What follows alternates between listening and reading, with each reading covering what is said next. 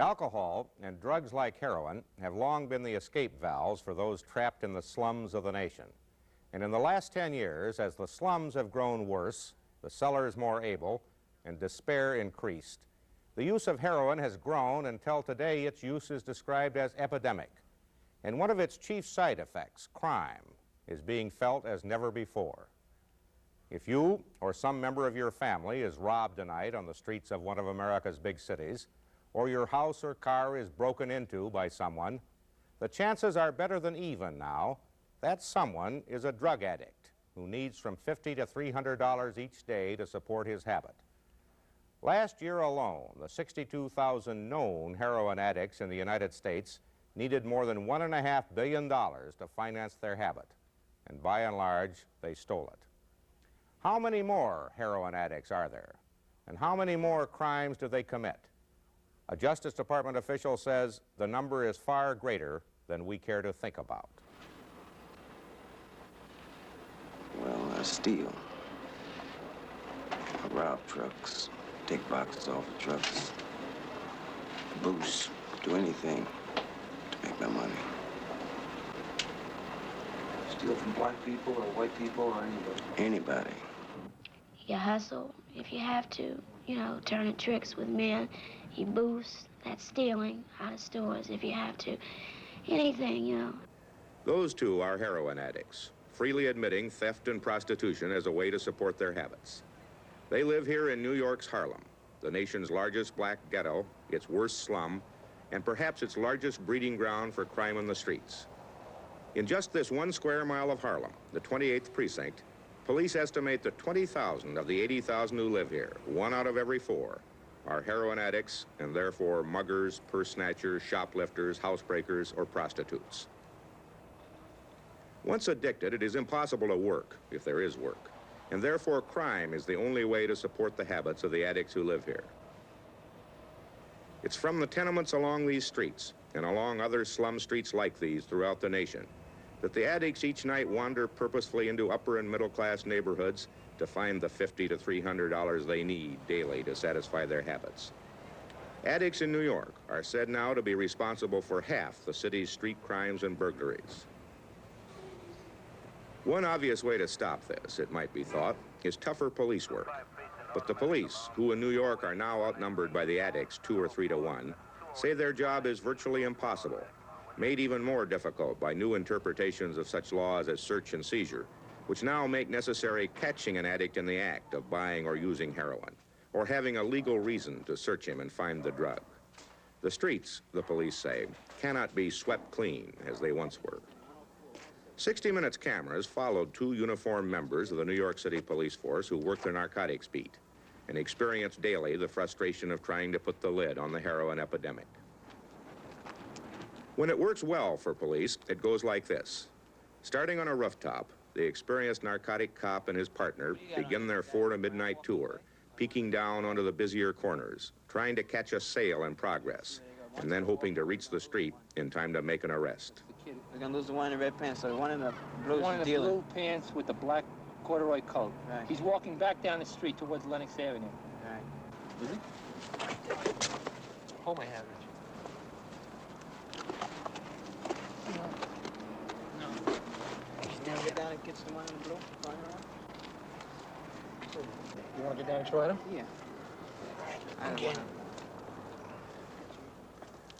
From that rooftop, the police came here, and inside, the boy in the blue pants, found to be carrying $30 to $40 worth of heroin that would have been sold had police not seen him working his corner.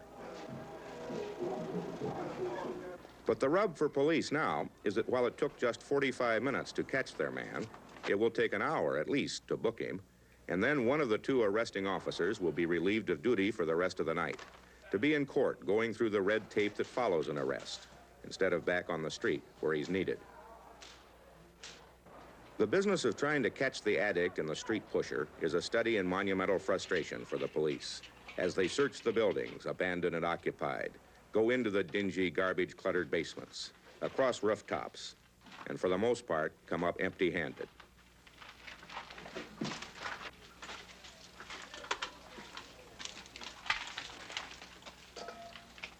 There's nothing. Hey, there's nobody here now. Stuff is going. They were here. Sometimes they bump up against admitted addicts who are not carrying heroin at the moment of contact. Get up, up, get up high. Get over against the wall. Come on, move. Down here. Put your hands on the wall. Turn around, face the wall. Keep your hands These two were released. They were clean, as police say. While they could have been hauled in on the nuisance charge of criminal trespassing, they were not, because police say they've come to learn this is something a judge will in all probability throw out of a busy court. When these two were searched, they had no money, and they'll need some in the very near future to finance a fix that they know they must have. Upstairs in the same building, the irate superintendent complaining bitterly about the roving addicts, a menace in their own neighborhood as well as in other parts of the city. I'm glad you got to complain. I'm gonna call you myself, and Barbara gonna call you. I want you to come in here. I want to keep these guys out of here. They done wrecked this darn place. I got all this to fix. Only occasionally does all this moving around through buildings that hardly seem habitable lead to what police are looking so hard for. The addict who is caught in the act of buying heroin or using it, or trespassing, as this man was. Since he was criminally trespassing, he could be searched. And when they searched him, police found heroin, as they would on 1 out of every 4 if they all could be searched. What is ahead for this man is the possibility of 6 months in jail if convicted, during which time he will kick his habit. Then he will be returned to the streets of Harlem and the life that drove him in the first place to use heroin and to commit the crime that must follow. You got any more stuff on you? That the addicts are here in greater numbers than ever before is obvious to men like Deputy Inspector Arthur Hill, commander of the 28th Precinct. It's much more intense a problem, much more spread out than it was 10 years ago. 10 years ago, I was a member of this same command as a patrolman. And we didn't have a problem with addicts congregating on street corners as they do now. We did have some hard drugs in the precinct, but nothing like what it is now. There's the problem of the addict and that waste of humanity, but does it also relate to other crimes? How much of that do you attribute to narcotics addiction? Here again, it's a guess. I would attribute 60 to 80% of my crime to addicts. Who need money, is that it? Who needs money for that fix, that compelling urge. From my understanding, the withdrawal symptoms are so painful that this sick individual will commit crime. He'll rob from his mother, his priest. He'll rob from anybody. There's an old saying that when night falls in the ghetto, everybody goes home but the cop. Do you feel that police are being asked to do something that is not properly their job in dealing with this kind of problem? Yes. I think that the society has relegated to the police too much of a role and have abdicated from much of their responsibilities. I think societies have said, let the police do it. This is where the addicts live, if that is the right word, in the derelict slum buildings that have been abandoned by their owners, in the rat-infested basements near coal-burning furnaces, holed up anywhere to get out of the cold and wait until it is time to finance the fix. This girl at 26 has used heroin since 1961, admits to being a prostitute and sometimes a thief, and is willing to talk about the life she leads and how bad it is. I have a daughter, you know, and she's to the age now. She's curious. She wants to know why I'm not at home with her. You know, and my mother has to lie, you know, to make excuses why I'm not there, and like I care for her. And I feel it's time I give her some of my life instead of the streets. So this is my first reason for wanting to stop. And my second reason is that I'm tired. I'm tired of it. It's no more kick. I feel old, you know? I'm just tired. I feel I'm 26 and I feel like I'm 106. You know, you stay up all night. If you don't make the money, you gotta stay up because you got to have that fix. If these are addicts, these are too. Infant addicts. Born to mothers who are on heroin during pregnancy, they will, doctors say, in 9 cases out of 10, be addicted at birth. Youngsters like these are appearing now with greater and greater frequency in the wards of big city hospitals located in slum neighborhoods.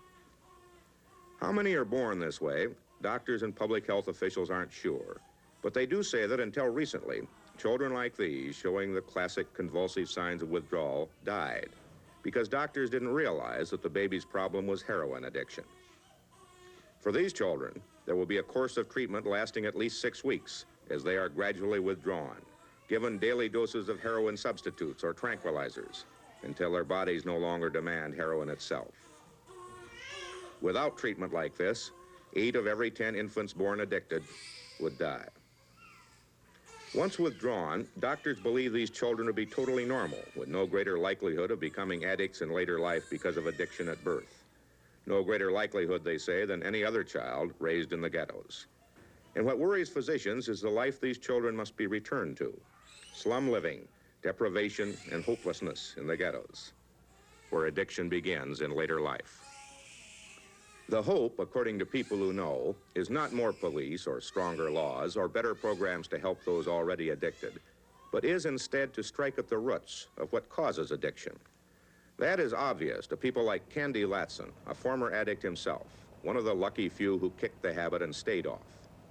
He works now for the city of New York in the Phoenix House Project, helping those already addicted, but says that to stop the heroin epidemic and the crime it produces, the problem must be solved before a man ever thinks of turning to heroin for salvation.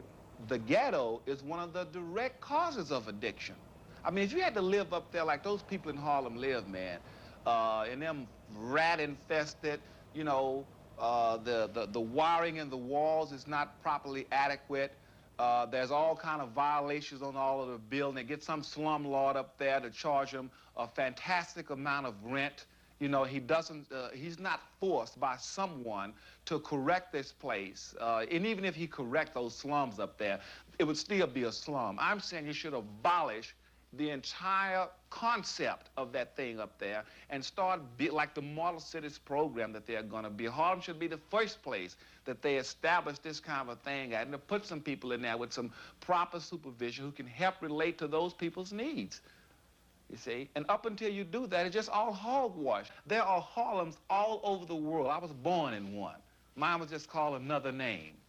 But it was Harlem, and it was dope there, of course, and every other thing there, you know.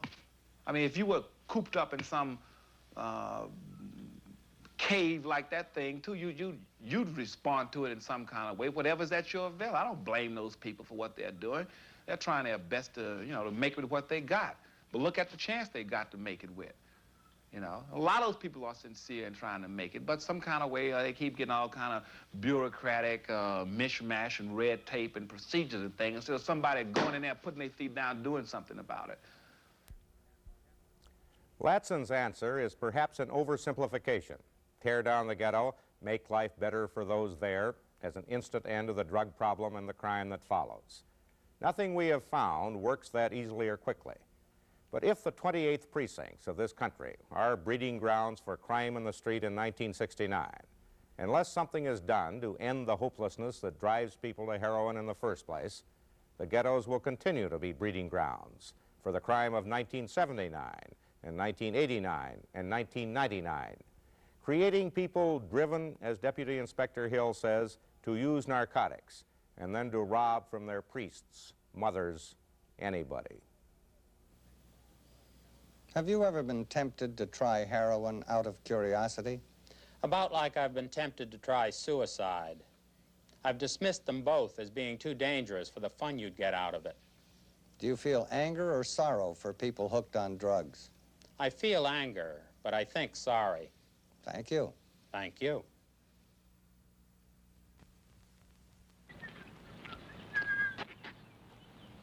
Hey! Aren't you the sentry statue? That's right.